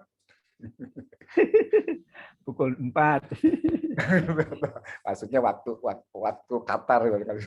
Oke, silakan Pak Ketua atau Pak Munadi, silakan, masih ada kesempatan kita untuk langsung berinteraksi dengan Pak Ketua, masukannya dan ininya, pandangannya, Fadol. Biasa beliau terakhir. Oh, Pak Anton dulu berarti, Pak ini. Pak Munadi, silakan Pak Munadi. Iya, monggo Pak. Assalamualaikum warahmatullahi wabarakatuh. Terima kasih. Mohon maaf kalau pertanyaan saya mungkin salah atau khilaf ya. Jadi saya menangkapnya sesuatu yang sangat rumit ini, atau saya yang kurang bisa menangkap ya Pak. Tapi berat buat saya Pak. Ya. Hingga ada pertanyaan-pertanyaan yang sederhana muncul di dalam pikiran saya. Yang pertama adalah kata fatwa itu kan bisa juga untuk nama, bisa juga ada, kalau menurut Pak Ustadz ada fatwa bujangga misalnya seperti itu ya. Sehingga artinya nasihat-nasihat, tetapi ada kaitannya dengan beban hukumnya. Artinya tadi ada fardu kifayah, ada fardu ain dan sebagainya. Yang ingin saya tanyakan adalah cara pembuatannya ya, atau cara menerbitkannya atau menghasilkan suatu fatwa. Tadi Pak Kiai mengatakan bahwa itu berdialog juga dengan para ahli, misalnya COVID, atau misalnya yang berkaitan dengan merokok, atau misalnya berkaitan dengan tadi Idul Fitri dan lain sebagainya. Sehingga timbullah pertanyaan yang mungkin ada kaitannya dengan kedudukannya di dalam hukum. Tadi dikatakan bahwa fatwa itu bisa fardu ain, bisa juga fardu kifayah. Sementara di sisi lain di MUI misalnya itu mendatangkan para ahli dan sebagainya. Sehingga dalam kaitannya dengan COVID yang berdimensi tidak menentu, tentunya bisa dibuat suatu antisipasi. Misalnya karena tidak sampai sekarang belum reda, sehingga dibuat antisipasi sehingga timbul fatwa misalnya selain 5M ada lagi misalnya seperti itu. Apakah itu diperbolehkan atau pembuatan itu apabila terjadi sesuatu baru dibuat suatu fatwa. Sehingga tidak antisipatif begitu. Sehingga cenderung fatwa itu dibuat apabila terjadi sesuatu. Padahal seperti COVID itu kan dimensinya panjang. Kenapa tidak dibuat semacam antisipasi sehingga masyarakat itu tidak perlu menanya lagi. Nah, saya tidak tahu, tentunya dari ahli kesehatan akan memberitahukan bahwa kalau ini berjangka lama akan terjadi semacam apalah begitu. Sehingga oleh karena itu perlu dibuatkan semacam antisipasi Sehingga apabila nanti terjadi seperti ini, maka harus begini-begini, misalnya seperti itu. Dan kaitannya dengan fatwa itu kan tadi Pak Kiai mengatakan ada yang lokal, ada yang regional, ada juga yang global. Nah, kalau yang global ini apakah tidak berkaitan dengan misalnya ijma ulama misalnya, atau misalnya kesepakatan bersama yang sifatnya itu apa ya? Ya artinya kerjasama yang terjadi itu sesuatu yang mungkin bisa dikaitkan menjadi hukum. Nah, apakah itu termasuk ijma ulama atau misalnya kias misalnya, sehingga terjadi sesuatu yang lebih mengikat daripada hanya berwujud nasihat atau petuah. Demikian Pak Kiai pertanyaan sederhana saya yang tadi saya bingung memang menangkapnya terlalu sulit, dimensinya terlalu banyak. Jadi mohon maaf kalau ada salah dalam menanyakan. Terima kasih. Assalamualaikum warahmatullahi wabarakatuh. Waalaikumsalam warahmatullahi wabarakatuh. Pak Munadi luar biasa ya. Beliau tidak hanya bertanya, tapi menyampaikan berbagai kisi-kisinya kalau ujian itu. Luar biasa. Saya setuju sekali ya bahwa dimensi dari fatwa itu luas. Namun yang diingatkan oleh para ulama adalah metodologinya. Bagaimana tadi urut-urutnya berfatwa. Sekarang ini sulit ya kita menemukan seorang yang alim dalam semua bidang. Sulit kita katakan. Makanya mujtahid mutlak itu bisa kita katakan nihil. Semua negara juga menganut kebersamaan. Kalau di Saudi ada majelis iftaknya, di Mesir juga ada, di Qatar, di Malaysia juga ada, di Singapura juga ada MUI, tapi bukan Majelis Ulama Indonesia, Majelis Ugama Islam, sama-sama MUI. Karena kelembagaan itu, yang pertama pertanggungjawabannya lebih ringan daripada personal. Yang kedua, kita tidak menguasai berbagai bidang. Karenanya memang sebaiknya antisipatif, betul saya setuju. Tapi persoalannya MUI kita semua tidak menguasai berbagai bidang. Asal muasal sejarah fatwa itu tadi Al-Qur'annya yastaftunaka yas'alunaka, mereka bertanya. Barulah kemudian yang ditanya itu menjawab. Jadi dianggap kalau tidak ada yang nanya dianggap aman begitu Pak ya. Anak kalau nggak nanya ya udah berarti dia ngerti gitu ya. Nah, itu asal muasalnya, makanya yastaftunaka yas'alunaka ya. Namun perkembangan selanjutnya memang setuju. Ya, untuk itu memang ada ikatan kebersamaan para ulama. Ya, secara nasional ada MUI, nanti di wilayah Asia Tenggara juga ada ya ikatan Persatuan Ulama Asia Tenggara. Di tingkat dunia juga ada, dalam tanda kutip ada OKI ya, organisasi, dan ada beberapa hal yang lain. Sehingga itu mereka bertemu dan merumuskan. Memang secara teknisnya ada persoalan, ya persoalan itu disampaikan. Kemudian persoalan itu kaitannya dengan bidang apa dulu? Harus dikaitkan. Apakah bidang agama ansih, atau ada di dalamnya ekonomi, ada di badannya kesehatan, mungkin psikologi.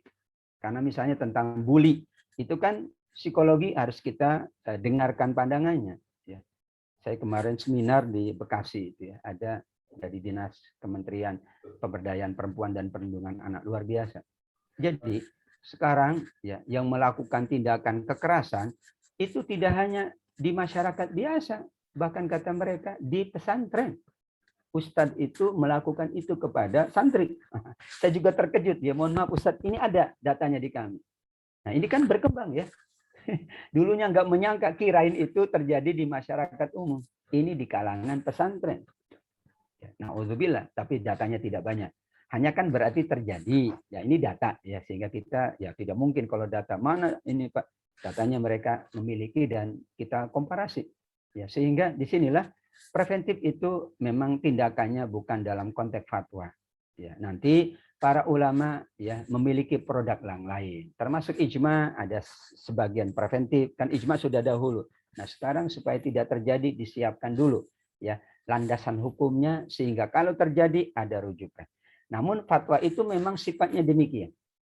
Ada persoalan, maka kemudian ditanyakan, maka mereka bertemu, kemudian tadi ya bertanya dulu ke berbagai pihak yang ada irisan. Dulu tentang kepiting itu harus tanya kepada dokter kepiting dari IPB. Karena kami tidak tahu, ya tahunya kan dua alam saja. Ternyata mereka itu satu alam. Kalau kita manusia itu 4 alam ya. Alam mimpi, alam bawah sadar. Banyak alamnya kita. Alam udara juga kita bisa naik pesawat. Ya. Nyelam juga bisa. Berarti kan kita makhluk air juga. Enggak, ternyata ya mereka punya simpanan di sini.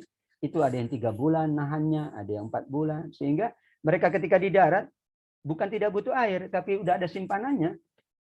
Tapi beda-beda itu. Ada yang sebulan langsung nggak kuat, ada yang 2 bulan. Berarti kan makhluk satu alam, bukan 2 alam. Kalau yang 2 alam itu di darat kuat berapa tahun, sama dengan di air, misalnya di laut atau di sungai. Itu juga menjadi pandangan-pandangan yang terus berkembang. Jadi sehingga memang kalau ingin melakukan tindakan preventif, memang bukan bidang fatwa. Tapi bidangnya adalah tadi, mazhab-mazhab, pandangan mazhab, kemudian juga ijma'nya para ulama, sekian banyak produk-produk. Kalau kita kaitkan dengan ijma' dan qiyas, ini berfatwa itu pasti rujuknya Quran, hadis, ijma', qiyas terlebih dahulu. Jadi hasilnya itu adalah fatwa. Karena kontemporeri, umumnya fatwa itu mu'asir, kontemporeri, sesuatu yang terbarukan. Ya, sehingga fatwa yang dahulu kita baca, tapi bisa jadi itu sudah ya direvisi karena ada pertimbangan-pertimbangan kemaslahatan. Ada ilmu-ilmu yang didapatkan lagi, bisa jadi ilmunya dapat lagi. Oh iya, yang kemarin itu belum lengkap ternyata. Maka bisa dilakukan ya perbaikan-perbaikan atau revisi-revisi dan tidak ada masalah. Ibarat undang-undang, boleh nggak direvisi? Boleh, peraturan. Ya, 3 in 1 diganti sekarang karena COVID misalnya nggak berlaku. Ganjil genap berlakunya bukan hanya di masa bekerja. Sekarang ganjil genap jam 6 sampai jam 8 malam, tapi di area tertentu. Nah, ini kan dilihat dari pertimbangan-pertimbangannya.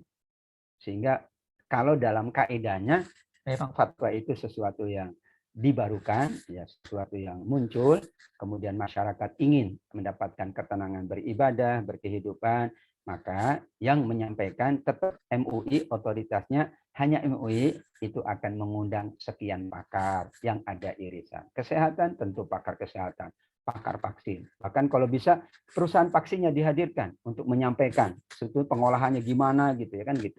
Sama dengan BPO, BPOM itu ya dia akan inspeksi ke perusahaan makanan. Apa saja ingredientnya. Katanya ini ternyata kok ada ingredient yang lain. Kan dilacak oleh mereka. Dan mereka datang ke pabriknya untuk ya, mencatat kandungannya. Ya sesuai dengan keilmuan lah. Kalau ulama yang datang kan bingung. Ya, ini apa? Enggak jelas. Gitu. Bahasanya enggak paham. Maka dibutuhkan pakar di bidang makanan, pakar di bidang obat-obatan. Sehingga insya Allah nanti fatwa itu bersifat komprehensif. Karena tujuan fatwa itu adalah menenangkan masyarakat dalam menjalankan ibadahnya atau kehidupannya. Luar biasa Pak Mudandi, terima kasih beberapa masukannya. Demikian, wallahu a'lam bishawab. Ustaz Saifuddin, silakan. Terima kasih Pak Munadi, juga terima kasih Ustaz Tatabik Lutfi atas pencerahan yang telah disampaikan. Ya memang luar biasa Islam Ustaz ya. Jadi kalau Pak Munadi tadi bertanya tentang pencegahan preventif, ternyata Islam sudah ada pencegahan preventif dari dulu ya. Ketika ada muncul suatu masalah, suatu kasus, ini loh kira-kira jawabannya. Nah, jadi kalau pandemi ini kita tahu dari dulu ya tapi ternyata begitu pandemi hadir, pencegahan preventifnya sudah dilakukan. Oh begini kita harus melakukan tindakan, salah satu adalah fatwa dan lain sebagainya. Kira-kira begitu. Nah, berkaitan dengan fatwa juga nih Ustadz, ada sebuah pertanyaan yang muncul dari HP ya, dari HP saya ini berkaitan dengan fatwa juga. Mungkin sengaja tidak berinteraksi langsung karena pertanyaannya agak sedikit gimana gitu. Misalnya seorang wanita ya suka membuat foto, nge-share foto, apakah itu Instagram atau di YouTube tanpa berhijab lah kira-kira begitu. Nah, adakah fatwa semacam ini, Ustadz? Fatwa jangan berhijab misalnya, atau dilarang berhijab, dilarang tidak menggunakan hijab di Instagram atau di YouTube, atau silahkan. Nah, bagaimana fatwanya ini? Ini dari hamba Allah, tolong ya Pak Ustadz sampaikan. Nah, ini amanah. Baik, ya. Ya, kita patuh kepada mazhab-mazhab yang ada sebelum fatwa ya, mazhab-mazhab yang ada. Aurat wanita itu di mana sampai di mana terhadap orang lain. Beda kalau di dalam rumah dengan suami, dengan keluarga tertentu, dengan mahram. Tapi kalau di luar kata Nabi, idza balaghatil haid mahid fala yura illa wajhaha wa kafaiha. Berarti kan muka dan telapak tangan. Nah, ini kan menjadi panduan umum secara baik itu di media sosial maupun di media non sosial. Baik di offline maupun di online. Nah, panduan ini berarti kepada siapapun, melainkan tentu di situ ada keadaan-keadaan darurat. Misalnya ketika berobat kan gitu, ada yang harus terbuka, misalnya. Tentu ini keadaan darurat. Keadaan yang umum bahwa aurat itu sudah ditetapkan oleh Nabi Shallallahu Alaihi Wasallam, apakah untuk laki-laki atau untuk perempuan. Memang lebih banyak perempuan. Kalau laki-laki ya pakai kaos oblong aja nggak apa-apa. Kalau nggak malu gitu. Tapi kalau kita rujuk surat Al-A'raf 27, itu ternyata tidak hanya persoalan aurat, tapi di situ ada persoalan kepatutan. Ya bani Adam, qad anzalna 'alaikum libasa yuwari sawatikum warisha wa libasu taqwa, bahkan 3. Pertama yuwari sawatikum. Yang kedua warisha, kepatutan, kelayakan. Ya, kami mengenakan batik, memang itulah baju Indonesia misalnya, atau mengenakan sorban, ya itu berarti khas dan tidak ada masalah selama menutup aurat, nggak masalah. Tapi ada kepatutan, ya misalnya ya kita di pesantren pakai sarung, nggak pakai sarung kan kayaknya nggak patut gitu ya. Padahal itu nggak ada masalah, cuman ya itulah namanya kepatutan. Orang bekerja kok nggak ikut seragam kantor, tapi kan saya menutup aurat, betul menutup aurat. Tapi kan Anda di kantor ada peraturannya. Nah, misalnya hari Jumat kan batik. Nah, itu berarti ada kepatutan. Ya, dan kepatutan itu penting karena kita bukan hablum minallah saja, tapi hablum minannas. Yang ketiga, kata Allah Subhanahu wa taala, walibasu taqwa, ada pakaian bernama akhlak. Nah, yaitu yang ada di dalam hati. Sudah nutup tapi akhlaknya masih buruk, belum selesai. Apalagi yang terbuka akhlaknya buruk, tambah nggak selesai. Kita berharap tiga-tiganya kita penuhi. Secara tuntunan Allah kita penuhi, tapi kita juga hablum minannas, menyesuaikan. Dulu saya kuliah di Madinah pakai jubah terus. Ya karena di Madinah kan gitu ya. Terus ya dosanya itu agak gimana kalau kita pakai celana itu diliatin gitu. Padahal dia juga ngeliatin karena wah bagus juga ya pakai celana. Saya pakai celana boleh nggak? Ya saya bilang kalau ke Indonesia boleh. Saya kasih. Ternyata ke Indonesia saya kasih. Mau dia.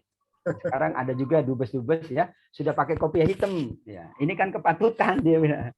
Tapi Anda pulang sendiri ya masing-masing, dia pun begitu ya. Kalau Anda pulang pakai sarung memang itu hak Anda, tapi selama menutup aurat boleh saja. Makanya lihat yang umroh kan macam-macam itu pakaiannya, namun semuanya adalah yuwari so'atikum, ada keindahan kepatutan. Tapi ada paling mahal yaitu pakaian bernama takwa, yaitu akhlak, yaitu ketulusan hati yang ada di dalam dada. Sehingga ya tidak perlu fatwa karena sudah ada hadisnya dari Nabi. Jadi fatwa itu kalau belum ada. Nah, sekarang bagaimana konteksnya dengan media sosial? Sama saja. Bermedia sosial itu juga sama dengan kita ya melakukan hablum minannas. Hanya teknologinya teknologi canggih. Ya. Dulu bahkan ya saya dulu pernah cerita di Madinah nggak boleh ada foto saya itu. Di ijazahnya nggak ada foto. Nah, saya istihad aja. Saya datangi Pak Dekannya, Pak Rektornya. Saya bilang kalau saya pulang nggak ada fotonya nggak diakui. Bisa jadi nama kita ini mirip semuanya, fotonya beda. Tempat tinggalnya sama, nanti ketukar sih bilang saya nggak mau. Saya minta desek, akhirnya ya udah untuk kamu saja. Nah artinya itu bisa berkembang dan fotonya tentu foto yang layak, foto yang patut ya. Bagaimanapun kita juga perlu berhati-hati ketika berinstagram, berYouTube, tidak hanya secara ya etika ucapan bahasa, tapi juga penampilan kita. Insya Allah kita menyesuaikan agar kita tetap ya dapat menunaikan kebaikan dengan ketenangan. Yakin kalau kita bermedsos tidak baik, tidak tenang juga. Aduh, khawatir nanti orang begini, kan muncul juga kekhawatiran. Nanti ada yang senang sama saya, khawatir juga kan gitu. Maaf kalau pakaiannya glamor kan nanti ada yang suka sama saya, kan khawatir juga. Karenanya sekarang banyak modus-modus itu anak-anak muda. Dia profilnya bukan dia, orang lain. Tapi kemudian chat gitu. Akhirnya tertarik. Ketika lihat orangnya kok nggak sama, itu namanya medsos. Katanya ganteng Mas, kok enggak? Lah, saya pakai profil yang lain gitu. Itu terjadi dalam media sosial. Sehingga penuh kehati-hatian itu penting, apalagi sekarang ada undang-undang ITE ya. Itu juga mengikat kepatuhan kita dan akhlak yang mulia. Bermedsos itu ya boleh, tetapi persyaratannya juga agar tidak nyaman ya, agar orang lain tuh nyaman juga gitu ya. Kalau nggak nyaman kan, makanya ini biasanya kan gitu, kalau saya dosen begitu, mahasiswinya misalnya, maaf ya Pak, saya tidak buka ini karena saya sedang ini, ya itu bagus. Jadi dia menyampaikan mohon maaf, karena saya sedang tidur-tiduran, kan gak enak kalau videonya dibuka lagi tidur-tiduran. Tapi dia sedang sakit, ya udahlah ikut, tapi kamu boleh, saya bilang ya karena mahasiswi, ya sudah, tidak perlu dibuka videonya. Kalau tidak sakit, saya minta buka video. Kenapa? Karena kita pengen tahu anak-anak ini lagi di mana. Ini mahasiswa, jangan-jangan dia lagi di mana gitu kan, kasihan Pak. Misalnya lagi di gunung, ya Allah udah di gunung sinyalnya nggak bagus. Nah, sehingga disitulah etika bermedia sosial juga alhamdulillah ada tuntunannya. Demikian Ustaz Saifuddin, terima kasih yang bertanya. Terima kasih Ustadz, juga hamba Allah yang telah mempertanyakan masalah tadi. Ya jelas Ustadz bilang kita mengikuti apa yang disampaikan oleh para mazahib ulama ya, berdasarkan dari hadis Nabi SAW bahwa wanita itu semuanya aurat kecuali muka dan kedua telapak tangan, tadi yang sudah Ustadz kutip ya. Jadi karena fatwa itu adalah wilayah sempit dari mazhab ya, saya rasa mungkin Ustadz ya tidak perlu difatwakan, jelas sudah di mazhabnya seperti itu gitu kan. Siapapun mazhabnya saya rasa sepakat kalau aurat wanita itu adalah semuanya kecuali muka dan kedua telapak tangan. Baik, barangkali waktu jualah Ustadz ya yang memisahkan kita ingin berlama-lama, tapi semakin lama nanti sebenarnya semakin lama semakin dapat kemudahan, semakin berat semakin mudah Ustadz. Iya. Tapi nggak apa-apa. Baik, saya juga terima kasih kepada Ustadz Abdul Rahim Jamaluddin yang saat ini juga alhamdulillah selalu hadir bersama kita, dan beberapa kali belakangan ini beliau tidak hadir karena kita juga ada liburnya Ustadz ya. Iya. Baik, Bapak Ketua DKM, silahkan barangkali ada yang perlu disampaikan. Terima kasih Ustadz. Assalamualaikum warahmatullahi wabarakatuh. Waalaikumsalam warahmatullahi wabarakatuh. Seperti biasanya hari ini pokoknya kalau pembawa narasumbernya Ustadz Atabik Lutfi itu sangat menarik, dan alhamdulillah itu sesuatu yang tadinya kita bayangkan susah, yang nuntukinnya enak gitu loh pembawaan Ustadz Atabik Lutfi, sehingga minimal saya pribadi merasa tercerahkan, gamblang gitu. Apalagi banyak sekali pertanyaan-pertanyaan dari Ibu Emma, dari Pak Munadi yang bisa memperluas cakrawala kita semuanya. Syukron Ustadz Atabik Lutfi, dan semoga kita selalu bisa menyajikan hal-hal yang bermanfaat buat jamaah yang untuknya semuanya. Insyaallah. Dan semoga, dan saya juga menghimbau ini kepada yang hadir dalam pertemuan ini untuk ngajaklah mungkin teman kita atau saudara kita kalau ada acara begini itu ikut nimbrung, sehingga mungkin apa yang disampaikan oleh para ustadz kita yang notabene ini ilmu pengetahuan agama yang sangat-sangat berharga sekali itu bisa tersebar lebih luas lagi.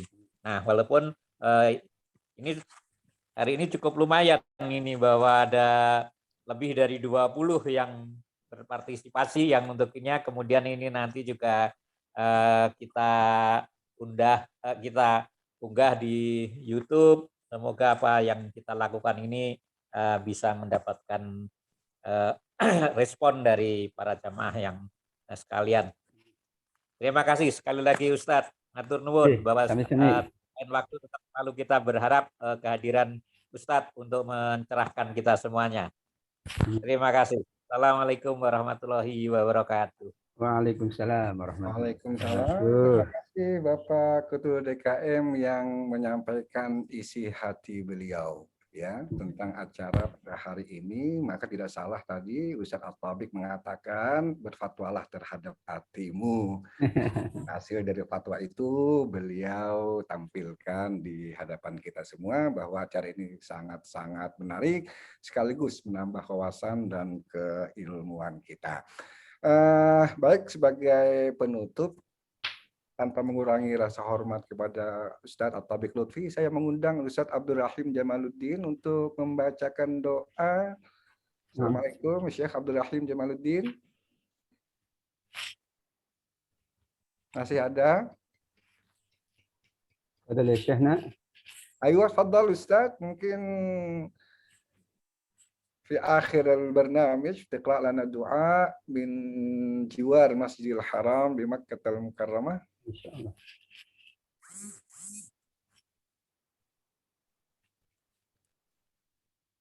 Mungkin suaranya belum terbuka, masih unmute, masih tertutup, Ustaz Abdul Rahim. Mungkin suaranya ini. Baik. Ustaz. Belum dibuka videonya. Ya. Suaranya masih bisa dibuka, Syekh Abdul Rahim? Iya. Ya.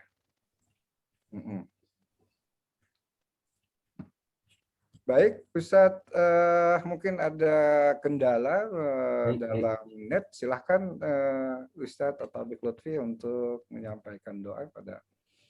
Baik, insya Allah Bapak Ibu kita memohon kepada Allah semua yang kita jalankan dinilai dan dicatat pahala di sisi Allah, semakin memperberat timbangan kebaikan kita, dan Allah semakin mudahkan kita, mudahkan beribadah, mudahkan beramal soleh, dan kita selalu sehat walafiat, dihindari dari musibah, dari bencana, dari hal-hal yang tidak memberikan kebaikan kepada kita semuanya. Amin ya rabbal alamin. Bismillah walhamdulillah wassalatu wassalamu ala sayyidina Rasulillah Muhammad ibni Abdullah wa ala alihi wa ashabihi wa man tabi'ahu wa wala.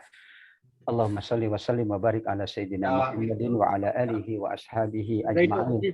Allahumma ighfir lana dzunubana wa liwalidina warhamhuma kama rabbayana shighara wa li ulama'ina wa li asatizatina wa li masyayikhina wa li jami'il muslimin wal muslimat wal mu'minina wal mu'minat innaka sami'un qaribun mujibud da'wat. Allahumma anta syafi la shifaa illa shifaa'uka shifaan la yughadiru saqama. Allahumma inna na'udzubika minal barasi wal junun wal juzami wa min sayyi'il asqam. Allahumma inna na'udzubika minal hammi wal hazan wa na'udzubika minal jubli wal bukhl wa na'udzubika min ghalabatid daini wa qahri rijal. Allahumma a'inna ala dzikrika wa syukrika wa husni ibadatik.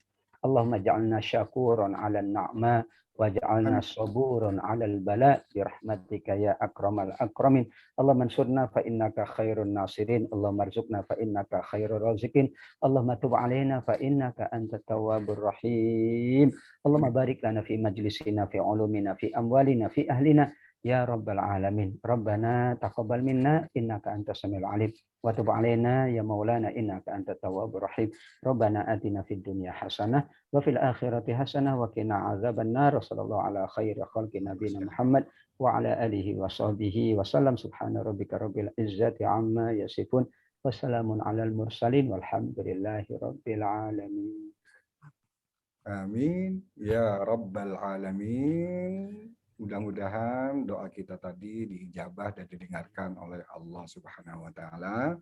Dan kembali saya informasikan bahwa pada hari Kamis yang akan datang, malam Ahad, kita akan melaksanakan peringatan Maulid Nabi besar Muhammad sallallahu alaihi wasallam hari Kamis malam Jumat tanggal 21 Oktober. Sekali lagi dicatat Bapak Ibu sekalian, tanggal 21 Oktober hari Kamis malam Jumat ba'dal Isya, setelah salat Isya sebagaimana biasa kita malam Jumat, tapi kita rubah acaranya yaitu peringatan Maulid Nabi besar Muhammad sallallahu alaihi wasallam. Wa adzakir bi akhwani Syekh As'ad Bugis wa Syekh Muhammad Zaki ibqa ma'aya la takhruj min az-Zoom hatta tatahaddath ba'din ba'dal intihai min hadzal barnamij. Baik Ustadz, atas nama kerabat kerja yang bertugas, Bapak Ketua DKM selaku penanggung jawab, Bapak Haji Anton Cahyo Raharjo selaku pengarah acara, dan Ibu Diandra selaku admin, Bapak Angga Satrio Hadi selaku editing Zoom, dan saya sendiri Saifuddin M. Sayuti sebagai pembawa acara mengucapkan terima kasih kepada Ustadz dan segenap hadirin. Kurang lebihnya mohon dimaafkan. Wabillahi taufiq wal hidayah. Wassalamualaikum warahmatullahi wabarakatuh.